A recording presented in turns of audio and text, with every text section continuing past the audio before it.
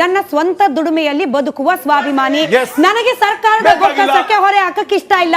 ಹಾಗಂತ ನಾನು 1,000 ರೂಪಾಯಿ ಕೊಡ್ತಿದ್ದವಳಿಗೆ 2,000 ರೂಪಾಯಿ ಕಟ್ಟು ಅಂತ ಅನಿವಾರ್ಯ ಮಾಡಂಗಿಲ್ಲ. ನೀವು ಮಾಡಂಗಿಲ್ಲ. ಬಿಲ್ ಸಮೇತ ನೋಡಿ, ಅಲ್ಲಿ ಬಿಲ್ ಸಮೇತ 120 ಯೂನಿಟ್ ಇದೆ ಸರ್. ನೀವು ಕ್ಲೇಮ್ ಮಾಡಿ. ಈಗಲೇ ನೋಡಿ, ಮೀಡಿಯಾ ನೋಡ್ತಾ ಇದೆ, ಇಡೀ ರಾಜ್ಯ ನೋಡ್ತಾ ಇದೆ ನಿಮ್ಮನ್ನ. ಇದನ್ನ ಏನ್ ಕ್ಲೇಮ್ ಮಾಡ್ತೀರಾ ಮಾಡಿ ಸರ್. ಬಂದಿಲ್ಲ ಸರ್, ನಾಟ್ ಇವನ್ ಸಿಂಗಲ್ ಪೈಸಾ. ನೋಡಿ ಕ್ಲೇಮ್ ಮಾಡಿ. ಈಗ ನನ್ನ ಬಿಲ್ಲೆ, ನಾನು ಬಡವ, ನಾನು ಬಾಡಿಗೆ ಮನೇಲಿ ಇದ್ದೀನಿ, ನಾನು ಕಟ್ತಾ ಇದ್ದೀನಿ. ಅವಾಗ ಹೇಳ್ಬೇಕಾಗಿತ್ತು ಇಷ್ಟು ಯೂನಿಟು ಅತ್ತೆ ಕೊಡ್ತೀವ, ಸೊಸೆ ಕೊಡ್ತೀವ, ಅರ್ಥ ಆಯ್ತೀರಾ? ಆಮೇಲೆ 2 ವರ್ಷ ಏನು ಗ್ರ್ಯಾಜುಯೇಟ್ ಆಗಿರೋರ್ಗೆ ಮಾತ್ರ ಅಂತ ಹೇಳಿದ್ರೆ ವೋಟ್ ಹಾಕ್ಸ್ಕೊಳ್ಬೇಕಾದ್ರೆ ನೀವು ಪ್ರತಿಯೊಬ್ಬರಿಗೂ ಅಂದ್ಬಿಟ್ಟು ಪ್ರತಿಯೊಬ್ಬರ ಹತ್ರ ವೋಟ್ ಹಾಕ್ಸ್ಕೊಂಬಿಟ್ಟು 136 ಸೀಟ್ ಬಂದ್ಬಿಟ್ಟು ಈಗ ಲೋಕಸಭಾ ಚುನಾವಣೆ ನಡೀತಲ್ವ್ರ, ಅವಾಗ ಕಲಿಸಿದಾರೆ ಪಾಠ. ಈಗ ಒಂದು ನಿಮಿಷ, ಇನ್ನೊಂದು 2 ರಿಯಾಕ್ಷನ್. ಒಂದು ನಿಮಿಷ ಸರ್. ಇವಾಗ ನೋಡಿ, ಇವಾಗ ಬಿಲ್ ಏನಂದ್ರೆ ನೀವು ಕರೆಂಟ್ ರೇಟ್ ಜಾಸ್ತಿ ಮಾಡಿರೋದ್ರಿಂದ ಇವತ್ತೇ ನಿನ್ನೆ ಮೊನ್ನೆ ಆಗಿರೋದು ಒಂದು ಪರಿಸ್ಥಿತಿ. ಏತರ್ ಕಂಪ್ನಿ, ನಮ್ಮ ಬೆಂಗಳೂರದು ಕಂಪ್ನಿ, ಇಲ್ಲಿ ಪ್ರೊಡಕ್ಷನ್ ಆಗಬೇಕಾಗಿತ್ತು.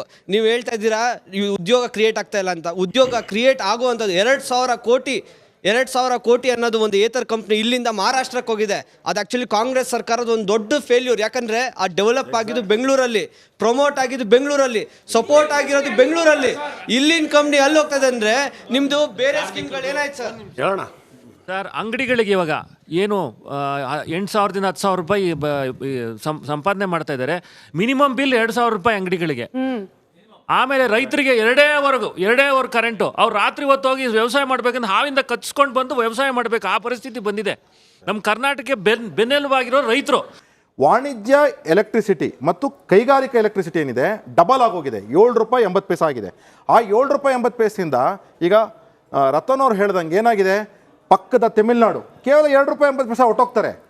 ಪಕ್ಕದ ಆಂಧ್ರ ಪ್ರದೇಶ, ತೆಲಂಗಾಣ, ಮಹಾರಾಷ್ಟ್ರ, ಗೋವಾ, ಇಲ್ಲಿ ಪಕ್ಕದ ರಾಜ್ಯಗಳಿಗೆ ಇಂಡಸ್ಟ್ರೀಸ್ ಹೋಯಿತು. ಅಂದರೆ ಕರ್ನಾಟಕದಲ್ಲಿ ಉದ್ಯೋಗ ಕೋತ ಆಯಿತು ಅಂತ ಹೇಳಿ. ಆಮೇಲೆ ಇದ್ರ ಜೊತೆಗೆ ಅಂಗಡಿಗಳದು ನಂದಕುಮಾರ್ ಅವ್ರು ಹೇಳ್ತಾ ಇದ್ರು, ಅಂಗಡಿಗಳಿಗೆ ಏನಂತಂದರೆ ಏನಾಯಿತು, ಅಂಗಡಿಗಳದು 1,000 ರೂಪಾಯಿ ಬರ್ತಿದೆ ಅಂತ ಬಿಲ್ 2,000 ರೂಪಾಯಿ. ಅದು ಯಾರು ಕಟ್ಟಬೇಕು? ಮತ್ತು ಗ್ರಾಹಕನೇ ಕಟ್ಟಬೇಕು. ಅದರಿಂದಾಗಿ ಎಲ್ಲ ಪ್ರಾಡಕ್ಟ್ ಜಾಸ್ತಿ ಆಯಿತು, ಪ್ರಾಡಕ್ಟ್ ಕಾಸ್ಟ್ ಜಾಸ್ತಿ ಆಯಿತು. ಅದಾದಮೇಲೆ ರೈತರ ಬಗ್ಗೆ 3-4 ಪಾಯಿಂಟು ವಿಶೇಷವಾಗಿ ಏನಂತಂದರೆ, ನೀವು ಮನೆಗಳಲ್ಲಿ ಮುಂಚೆ ದನಗಳನ್ನ ಕಟ್ಕೊಳ್ತಿದ್ವಿ, ಕುರಿನ ಕೋಳಿನ ಸಾಕಂತಿದ್ವಿ. ಇವತ್ತೇನಾಯಿತು, ಆಗೋದಿಲ್ಲ ಅಂತ ಹೇಳಿ ಮನೆ ಚಿಕ್ಕದಾಗ್ಬಿಟ್ಟಿದೆ. ಅದಾದಮೇಲೆ ತೋಟದಲ್ಲಿ ಒಂದು ಚಿಕ್ಕದಾಗಿ ಕಟ್ಕೊತೀವಿ. ಅದಕ್ಕೆ ನೀವು ವಾಣಿಜ್ಯ ರೇಟು ನನ್ನ ಮುಂಚೆ ಪಂಪ್ ಸೆಟ್ಗೆ ಫ್ರೀಯಾಗಿದ್ದನ್ನು ಅದಕ್ಕೊಂದು ಸ್ವಲ್ಪ ಏರಿಸಿದ್ರು. ಬೊಮ್ಮಾಯಿ ಸರ್ಕಾರ ಇದ್ದಾಗ ಸಬ್ಸಿಡಿ ಕೊಡ್ತಿದ್ರು ಡೀಸೆಲ್ಗೆ, ಅದನ್ನು ತೆಗೆದ್ರು. ಇದೆಲ್ಲ ಆಗಿದ್ರ ಜೊತೆಗೆ ಟ್ರಾನ್ಸ್ಫಾರ್ಮರ್ ಮೇಲೆ 25,000ಕ್ಕೆ 2,25,000 ಸಬ್ಸಿಡಿ ಇತ್ತು. ಇವತ್ತು ಆ ಸಬ್ಸಿಡಿ ತೆಗೆದ್ರು 2.5 ಲಕ್ಷ ಆಯಿತು. ಅದಾದಮೇಲೆ ಇನ್ನೂ ಒಂದು ಅತ್ಯಂತ ಗೌರವಾದಂಥದ್ದು ಏನು ಅಂದರೆ, subsidy on drip irrigation, subsidy on sprinklers ಎಲ್ಲದಕ್ಕೂ ತೆಗೆದಿದ್ರಿಂದ 20% ಸಬ್ಸಿಡಿ ತೆಗೆದಿದ್ರಿಂದ ಅದ್ರ ಹೊರೆನೂ ಸಹ ರೈತನ ಮೇಲೆ ಜಾಸ್ತಿ ಆಯಿತು. ಅಂದರೆ ವಿದ್ಯುತ್ತಿಂದ ಮಹಿಳೆಯ ಮೇಲೆ, ರೈತನ ಮೇಲೆ. ಇವ್ರದ್ದು ಒಬ್ಬರದ್ದು ರಿಯಾಕ್ಷನ್ ಇದೆ. ಬಂದೆ ಉಷಾ ಮೋಹನ್ ಅವರೇ, ಎಲೆಕ್ಟ್ರಿಸಿಟಿ ಫ್ರೀ ಕೊಡೋದು ಪ್ರಾರಂಭ ಮಾಡಿದ ಆಮ್ ಆದ್ಮಿ ಪಕ್ಷ ಖಂಡಿತ ಇಲ್ಲಿ ಖಂಡಿತವಾಗ್ಲೂ ಆಗ್ತಿಲ್ಲ. ನಾನು ಒಂದು ಸಣ್ಣ ಉದಾಹರಣೆ ಸಮೇತ ಹೇಳ್ತೀನಿ. 13 ವರ್ಷಗಳಿಂದ ದೆಹಲಿಯಲ್ಲಿ ಪ್ರಾರಂಭ ಆದಂತಹ ಫ್ರೀ ಎಲೆಕ್ಟ್ರಿಸಿಟಿ ಯಾವ ರೀತಿ 200 ಯೂನಿಟ್ವರೆಗೂ ನಮ್ಗೆ 0 ಬಿಲ್ಲು. ಅದಾದಮೇಲೆ ಏನು ಮಾಡಿದ್ರು, ಅಲ್ಲಿ ಜನ ಹೆಚ್ಚಿಗೆ ಉಪಯೋಗಿಸ್ತಿದ್ರು ಯೂನಿಟ್ಸು. ಆಮೇಲೆ ಅವರೇ ಕಂಟ್ರೋಲ್ 200 ಯೂನಿಟ್ಸಿಗೆ ತೊಗೊಂಡು ಬಂದರು, ಯಾಕೆಂದರೆ ಫ್ರೀ ಬರ್ತದೆ ಅಂತ ಹೇಳಿ.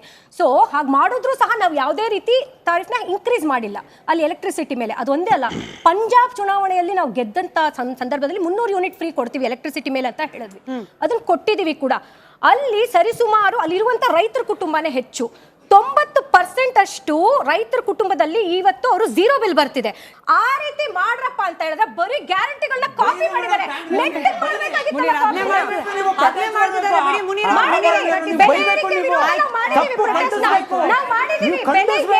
ವಿರುದ್ಧ ನಾವು ಮಾಡಿದ್ದೀವಿ.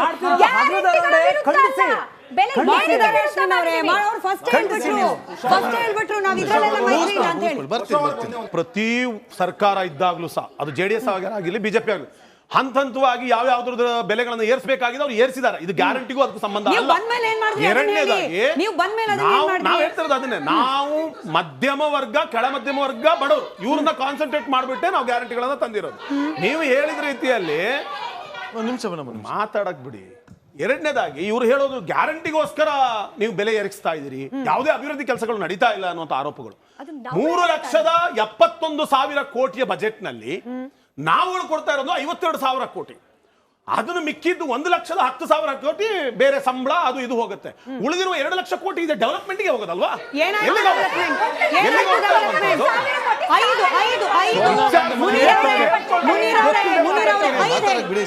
ಹೊಸ ಪ್ರಾಜೆಕ್ಟ್, 5 ಹೊಸ ಕೇಳಿಸ್ಕೊಳ್ಳಿ. ಇದು ತುಂಬಾ ಇಂಪಾರ್ಟೆಂಟ್. ಮುನೀರ್ ಅವರು ಕೇಳಿಸ್ಕೊಳ್ಬೇಕು. ಮುನೀರ್ ಅವರು ಇವಾಗ ಹೇಳ್ತಾರೆ ಕಾಂಗ್ರೆಸ್ ಸರ್ಕಾರ ಬಂದ ಮೇಲೆ ಹೊಸ 5 ಪ್ರಾಜೆಕ್ಟ್ ಯಾವ್ದಾಯ್ತು, 5 ಪ್ರಾಜೆಕ್ಟ್ ಯಾವ್ದು ಶಂಕುಸ್ಥಾಪನೆ, 5 ಪ್ರಾಜೆಕ್ಟ್ ಯಾವ್ದು ಲೋಕಾರ್ಪಣೆ, ಹೇಳಿ ಅವ್ರು. ಬಜೆಟ್ ನಲ್ಲಿರುವಂತಹ ಅಲೋಕೇಶನ್ ಗಳನ್ನು ನೀವು ಗಮನಿಸಿದ್ರೆ ನಮ್ಮ ಸರ್ಕಾರ ಬಂದು 1 ವರ್ಷದಲ್ಲಿ 3 ತಿಂಗಳು ನೀತಿ ಸಂಹಿತೆ ಇದೆ, 9 ತಿಂಗಳು ಕೆಲಸ ಮಾಡಿದೀವಿ. ನೀವು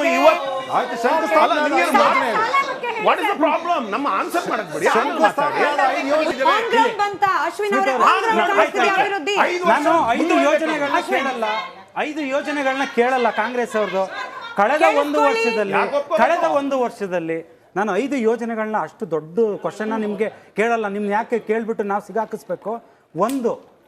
ಒಂದು ರಿಂಗ್ ರೋಡು, ಒಂದು ಸ್ಯಾಟಲೈಟ್ ಟೌನು, ಒಂದು ಯಾವುದಾದ್ರೂ ನೀರಾವರಿಗೆ ಇವಾಗ ಆದ್ಯತೆ ಕೊಟ್ಟಿದ್ದೀರಾ?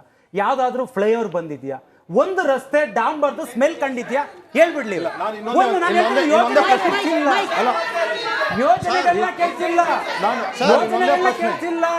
ಸರ್, ನೀವು 9 ತಿಂಗಳಾಗಿದೆ ಬಂದು ಡೆವಲಪ್ಮೆಂಟ್ ಮಾಡಿದೀರಾ ಅಂತ ಹೇಳಿದಿರಾ. ಬೆಂಗಳೂರಲ್ಲಿ ಯಾವ್ದಾದ್ರು 1 ರೋಡ್ ಹಾಕಿರೋ ತೋರಿಸ್ಬಿಡಿ ಸರ್ ಕಾಂಗ್ರೆಸ್ ಅವರು. ಯಾವ ಡೆವಲಪ್ಮೆಂಟ್ ಜನರಿಗೆ ಗೊತ್ತಾಗ್ಲಿ ಸ್ವಲ್ಪ. ಕಾಂಗ್ರೆಸ್ ಕೊಟ್ಟಿರುವಂತ ಈ ಗ್ಯಾರಂಟಿ ಜನಸಾಮಾನ್ಯರಿಗೆ ಅನುಕೂಲ ಆಗ್ತಿದ್ಯಾ ಅನಾನುಕೂಲ ಆಗ್ತಿದ್ಯಾ? ಖಂಡಿತವಾಗ್ಲೂ ಇಲ್ಲ ಸರ್. ಯಾಕಂದರೆ ಪೇರೆಂಟ್ಸು ಕೆಲವ್ರನ್ನ ಬಿಟ್ಬಿಟ್ಟು ಹಾಸ್ಟೆಲಲ್ಲಿ ಇರೋವಂಥ ಸ್ಟೂಡೆಂಟ್ಸ್ಗಳು ಕೆಲವರು ಅವರು ಕೆಲಸನೂ ಮಾಡಿಕೊಂಡು ಮನೆಗೂ ಕೊಟ್ಕೊಂಡು ತನ್ನ ಎಜುಕೇಷನು ಮಾಡಬೇಕು. ಇಂಥದ್ರಲ್ಲಿ ಇವ್ರ ಗ್ಯಾರಂಟಿ ಅದು ಇದು ಅಂತ ನಮಗೆ ಹೊರೆ ಆಗ್ತಿದ್ರೆ ಇವಾಗ ಬರೋ ದುಡ್ಡಲ್ಲಿ ನಮ್ಮ ಎಜುಕೇಷನ್ಗೂ ಖರ್ಚು ಮಾಡಬೇಕಾ?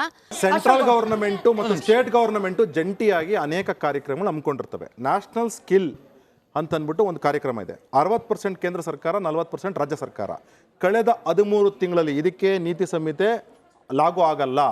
ಕಳೆದ 13 ತಿಂಗಳಲ್ಲಿ 0 ಅಮೌಂಟನ್ನ ಕೊಟ್ಟಿದೆ. ಆಮೇಲೆ ಮುನೀರ್ ಅವರು ಹೇಳಿದ್ರು ಅಲೋಕೇಶನ್ ಟು ಡಿಫರೆಂಟ್ ಡಿಪಾರ್ಟ್ಮೆಂಟ್ಸ್ ಅಂತ 38ಇಂದ 42% ಅಲೋಕೇಟೆಡ್ ಫಂಡ್ಸ್ ವಾಪಸ್ ಬಂದಿದೆ. ಅಂದ್ರೆ ಸರ್ಕಾರಕ್ಕೆ ಅಸಮರ್ಥತೆ ಇದೆ, ಸರ್ಕಾರ ಸರಿಯಾಗಿ ಕೆಲಸ ಮಾಡ್ತಿಲ್ಲ ಅಂತಕ್ಕಂತ ವಿಚಾರ. ಅಧಿಕಾರಕ್ಕೆ ಬಂದ ಮೇಲೆ ಗ್ಯಾರಂಟಿಗಳ ನಡುವೆ ಕೂಡ ಅಭಿವೃದ್ಧಿ ಮಾಡ್ತಿದೆ ಅಂದವ್ರ ಕೈ ಎತ್ತಿ. ಅಭಿವೃದ್ಧಿ ಕಾರ್ಯಗಳು ಹೊಸದಾಗಿ ಆಗ್ತಿದೆ ಅಂದವ್ರ ಕೈ ಎತ್ತಿ. ಅಭಿವೃದ್ಧಿ ಆಗ್ತಿಲ್ಲ, ಎಲ್ಲ ಗ್ಯಾರಂಟಿಗೆ ಹೋಗ್ತಿದೆ ಅನ್ನೋರ್ ಕೈ ಎತ್ತಿ. ಅಭಿವೃದ್ಧಿ ಆಗ್ತಿಲ್ಲ, ಕೇವಲ ಗ್ಯಾರಂಟಿ ಕಡೆಗೆ ಕಾನ್ಸಂಟ್ರೇಷನ್ ಅನ್ನೋರ್ ಕೈ ಎತ್ತಿ. ಉತ್ತರ ಅಲ್ಲಿಗೆ. ಇನ್ನು ಅನ್ನಭಾಗ್ಯ 10 kg ಅಕ್ಕಿ ಫ್ರೀ ಕೊಡ್ತೀವಿ ಅಂತ ಹೇಳಿದ್ರು. 10 kg 5 kg ಕೇಂದ್ರ ಸರ್ಕಾರ ದ್ರೋಹ ಮಾಡ್ತು, ಹಾಗಾಗಿ ನಾವು ದುಡ್ಡು ಕೊಡ್ತೀವಿ ಅಂತ ಹೇಳಿದ್ರು. ಆದ್ರೆ ಅದ್ರ ಪ್ಯಾರಲಲ್ ಆಗಿ ಏನಾಯ್ತು, ಅಕ್ಕಿ ಬದಲು ಹಣ ಏನೋ ಕೊಡ್ತಿದ್ದಾರೆ, ಕೆಲವರಿಗೆ ಇನ್ನೂ ಕೂಡ ತಲುಪ್ತಿಲ್ಲ ಅನ್ನೋ ಆರೋಪ ಇದೆ. ಇದರ ಜೊತೆಗೆ ಮಧ್ಯಮ ವರ್ಗ ಬಳಸೋ ಅಕ್ಕಿ, ಸೋನಾ ಮಸೂರಿ ಇತ್ಯಾದಿ ಅಕ್ಕಿಗಳ ಬೆಲೆ ಎಷ್ಟು ಜಾಸ್ತಿ ಆಗಿದೆ ಅಂತ ಹೇಳಿ ನಾವು ಮೊದಲೇ ತೋರಿಸಿದ್ವಿ. ಹೆಚ್ಚು ಕಮ್ಮಿ 500ರಿಂದ 800 ರೂಪಾಯಿ ತನಕ 26 kg ಮೇಲೆ ಜಾಸ್ತಿ ಆಗಿದೆ ಮಧ್ಯಮ ವರ್ಗದವರು ಬಳಸೋ ಅಕ್ಕಿ. ಇದರ ಜೊತೆಗೆ ಇದು ಅನ್ನ ಅಂತ ಬಂದಾಗ ರೈತರಿಗೂ ಕೂಡ ಕನೆಕ್ಟೆಡ್ ಇರೋದ್ರಿಂದ ರೈತರಿಗೆ ಕೇಂದ್ರ ಸರ್ಕಾರದ ಕಡೆಯಿಂದ ಸಿಗ್ತಾ ಇದ್ದ ಕಿಸಾನ್ ಸಮ್ಮಾನ್, ರಾಜ್ಯ ಸರ್ಕಾರ ಕೊಡ್ತಾ ಇದ್ದ 2 ಕಂತುಗಳು 4,000 ರೂಪಾಯಿ ಕಟ್ ಕಾಂಗ್ರೆಸ್ ಸರ್ಕಾರ ಬಂದ ಮೇಲೆ. ಇದರ ಜೊತೆಗೆ ವಿದ್ಯಾನಿಧಿ ಅಂತ ಹೇಳಿ ರೈತರ ಮಕ್ಕಳಿಗೆ ಕೊಡ್ತಾ ಇದ್ದ ಸ್ಕಾಲರ್ಶಿಪ್ ಕಟ್. ಇದರ ಜೊತೆಗೆ ರಾಜ್ಯದಲ್ಲಿ 900 ಮಂದಿ ರೈತರು ಆತ್ಮಹತ್ಯೆಗೆ ಶರಣಾಗಿದ್ದಾರೆ. ಸರ್ಕಾರದ ಕಡೆಯಿಂದ ಸ್ಪಂದನೆ ಸಿಕ್ಕಿದ್ಯಾ? ಮುನೀರ್ ಅವರು ಉತ್ತರ ಕೊಡಬೇಕು. ಇದರ ಜೊತೆಗೆ ಹಾಲಿನ ದರ ಹೆಚ್ಚಿಗೆ ಮಾಡಿಲ್ಲ, 2 ರೂಪಾಯಿಗೆ 50 ml ಜಾಸ್ತಿ ಕೊಡ್ತಿದ್ದೀವಿ, ಇನ್ನು ಇದರಿಂದ ಹಾಲು ಉತ್ಪಾದಕರಿಗೆ ಅನುಕೂಲ ಆಗತ್ತೆ ಅನ್ನೋ ಸಮರ್ಥನೆ ಮಾತುಗಳು ಸರ್ಕಾರದ ಕಡೆಯಿಂದ ಬರ್ತಿದೆ. ಆದ್ರೆ ವಾಸ್ತವ ಅಂತಂದ್ರೆ 5 ರೂಪಾಯಿ ಪ್ರೋತ್ಸಾಹಧನ ಕೊಡಬೇಕು ಅಂತ ಹೇಳಿ ಬಿಜೆಪಿ ಸರ್ಕಾರ ಇರ್ತಾ ನಿಗದಿ ಆಯ್ತು. ಅದನ್ನ 7 ರೂಪಾಯಿ ಮಾಡ್ತೀವಿ ಅಂತ ಹೇಳಿ ಕಾಂಗ್ರೆಸ್ನವ್ರು ಘೋಷಣೆ ಮಾಡಿದ್ರು. ಆದ್ರೆ ಕೊಡಬೇಕಾದ 5 ರೂಪಾಯಿಯನ್ನೇ ಕಳೆದ 7-8 ತಿಂಗಳಿನಿಂದ ಬಾಕಿ ಉಳಿಸ್ಕೊಂಡಿದ್ದಾರೆ. ಇನ್ನು ಬಿತ್ತನೆ ಬೀಜದ ದರ ಕೂಡ ಏರಿಕೆಯಾಗಿದೆ ಅನ್ನೋದು ರೈತ ವಲಯದಿಂದಲೇ ಕೇಳೋಕ್ ಸಿಗ್ತಾ ಇರುವ ಅಪವಾದ. ನಾನು JDS ಪಕ್ಷದ ವಕ್ತಾರರಿಂದ ಈ ಚರ್ಚೆಯನ್ನ ಪ್ರಾರಂಭ ಮಾಡ್ತೀನಿ. ಅನ್ನಭಾಗ್ಯ ಇಲ್ಲ, ನೀವು ಬಿತ್ತನೆ ಬೀಜ ಹೇಳ್ತಿದ್ರಲ್ಲ, ನಾನು ಆ ವಿಚಾರವಾಗಿ ಮಾತಾಡ್ಬೇಕು ಅನ್ಕೊಂಡೆ, ಅಷ್ಟೇ ನೀವು ಹೇಳಿದ್ರಿ. ಇವಾಗ ಭತ್ತನೇ ಬೆಳೆದಿಲ್ಲದೆ ಇರೋ ಮಟ್ಟಕ್ಕೆ ಬಂದಿದ್ದಾರೆ ರೈತರು. ಏನಕ್ಕೆ ಅಂದರೆ ಬಿತ್ತನೆ ಬೀಜದ್ದು ರೇಟ್ ಜಾಸ್ತಿ ಆಗಿದೆ. ಅದು ಬೆಳೆದು 6 ತಿಂಗಳು ಆದಮೇಲೆ ಅದಕ್ಕೆ ರೇಟ್ ಎಷ್ಟು ಅಂತ ಈಗ ಆಲ್ರೆಡಿ ಗೊತ್ತಾಗಿದೆ. ಆದ್ದರಿಂದ ರೈತರಿಗೆ ಏನಾಗಿದೆ, ಇವರು ಅಕ್ಕಿ ಭಾಗ್ಯ ಅನ್ನ ಭಾಗ್ಯ ಕೊಡ್ತೀವಿ ಅಂತ ಹೇಳಿ ಅದೇನು ಮಾತು ಕೊಟ್ಟಿದ್ರು ಅದು ಕೊಡಲಿಲ್ಲ. ಉದಾಹರಣೆ ನಾನು ಈಗ ನನ್ನ ಪಕ್ಷ ವಹಿಸ್ಕೊಳ್ತೀನಿ ಅಂತ ಹೇಳ್ತಿಲ್ಲ.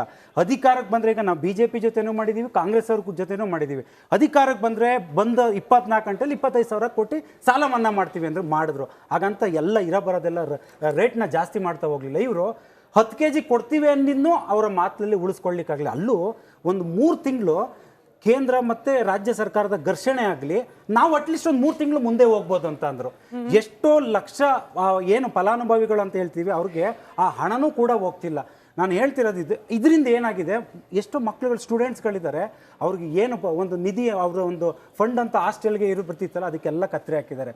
ರೈತರಿಗೆ ಬರಬೇಕಾಯ್ತು 2-3 ತಿಂಗಳು ದುಡ್ಡನ್ನ 21,000 ಕೋಟಿ ಏನೋ ಅದೇನಿತ್ತು ಅಮೌಂಟನ್ನು, ಇದನ್ನು ಈ ಜೊತೆಯಲ್ಲಿ ನಾವು ಗ್ಯಾರಂಟಿ ಕೊಡ್ತಿದ್ದೀವಿ ಅಂತ ಉಪಯೋಗಿಸ್ಕೊಂಡ್ರು. ಆದ್ದರಿಂದ ಕಾಂಗ್ರೆಸ್ ಸರ್ಕಾರಕ್ಕೆ ನಾವು ಪದೇ ಪದೇ ಬೈತಿರ್ತೀವಿ. ಕಾಂಗ್ರೆಸ್ ಅವರು ಏನು ವಿರೋಧ ಪಕ್ಷದವರು ನೀವು ಬೈಯೋದೇ ಕೆಲಸ ಅಂತಲ್ಲ, ನೀವೇನಾದರೂ ನಿಜವಾಗ್ಲೂ ಒಳ್ಳೆ ಕೆಲಸ ಮಾಡಿದರೆ ನಾವು ಅದನ್ನು ಅಭಿನಂದಿಸ್ತೀವಿ. ಅದಕ್ಕೂ ವಿರೋಧ ಪಕ್ಷಗಳು ಇರಬೇಕು. ನೀವು ಯಾವುದನ್ನು ನೀವು ಒಳ್ಳೆ ನೀವು ಹೇಳ್ದಂಗೆ ಮಾತು ಕೊಟ್ಟಂಗೆ ನೀವು ಉಳಿಸ್ಕೊಂಡ್ರೆ ನಾವು ಹೇಳ್ತೀವಿ ಏನಕ್ಕೆ ನೀವು ಈ 5 ವರ್ಷ ಜೊತೆ ಮುಂದಿನ 5 ವರ್ಷನೂ ಮಾಡ್ರಿ, ನೀವು ಯಾರು ಬೇಡ ಅಂತ ಹೇಳ್ತಿದ್ದಾರೆ. ಇವತ್ತು ಕಾಂಗ್ರೆಸ್ನವರು BBMP ಎಲೆಕ್ಷನ್ಗೆ ಅದನ್ನೇ ಅಜೆಂಡಾ ಸೆಟ್ ಮಾಡೋದಕ್ಕೆ ಆಲ್ರೆಡಿ ಗುಡ್ ಕ್ವಶನ್. ಇದೇ ಗ್ಯಾರಂಟಿ ಏನಾದ್ರೂ ಯೋಜನೆ ಕ್ಲಿಕ್ ಆಗಿದ್ರೆ ಮುಂದಿನ ವಾರ BBMP ಮಾಡೋರು, ಮುಂದಿನ ತಿಂಗಳು ಜಿಲ್ಲಾ ಪಂಚಾಯತ್ ತಾಲೂಕ್ ಪಂಚಾಯತ್ ಮಾಡೋರು. ಯಾಕೆ ಭಯ?